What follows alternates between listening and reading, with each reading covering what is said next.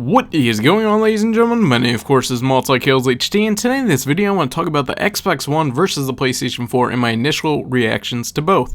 Now, before this video gets too into depth, I want to say that I have neither console right now, and I'm going off of what I've seen on many different forums. I'm going off of what I've seen from different videos on YouTube.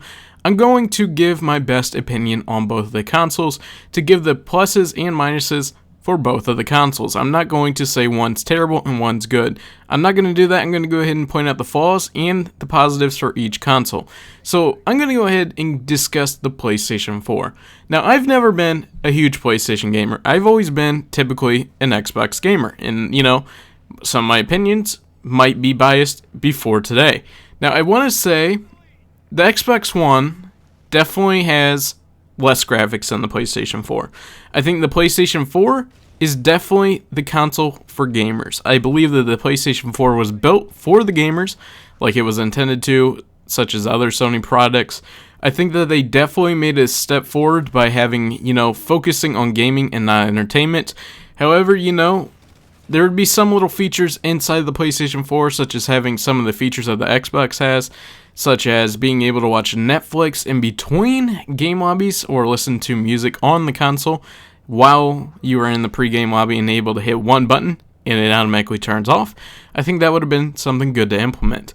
Now, the negatives of the PlayStation 4 is the no voice command. Now, you can either say that's a positive by having no connect, or you can say that's a negative depending on what you do on Xbox or PlayStation and what you would use the console for. You can use that as a positive or a negative. But however, in my case, I think the voice command would be a really cool feature, such as Xbox One is doing, because I think it would be a nice little touch that if you wanted to watch Netflix in the middle of a game, that you're sitting in a pre-game lobby such as the game before this, to say Xbox, Netflix, and then start playing a Netflix movie while you wait, because we do know, guys, some of the lobbies that we had to wait on during pre-game lobbies can take forever to find a match. And when you're having trouble finding a match, what else could you do better than sit there and watch your favorite movie while you're waiting on the game, instead of sitting there and watching the timer tick down from 70 seconds or whatever the case is? I think it's a nice little touch that you can do whatever you want during it. You can hop on Twitter on the Xbox One while you're in the pregame lobby. You don't have to go to the dashboard to use Twitter. You don't have to go to the dashboard to use Facebook. It's a nice little touch for Microsoft. However, the negative is the games. From what I've seen with the games, they're amazing graphics, I guess, but they're not on the same level as the PlayStation 4's graphics.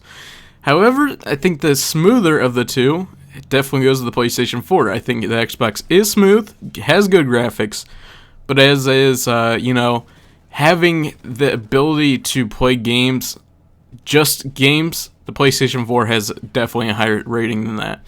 However, I think if you're more of a person that enjoys gaming and entertainment, such as, Netflix, ESPN, music, social networks, I think the Xbox has the advantage. However, if you're just going to play Call of Duty, just going to play Battlefield, just going to play a certain game, PlayStation 4 is probably a better buy. However, if you like it Netflix, you like all those things, like I said, music, TV, definitely go with the Xbox One. But like I said, both consoles are great, and I'm probably going to be buying both of them in the near future. Anyways, guys, hope you guys enjoyed the video. My name, of course, is MultiKillsHD, and I'm out.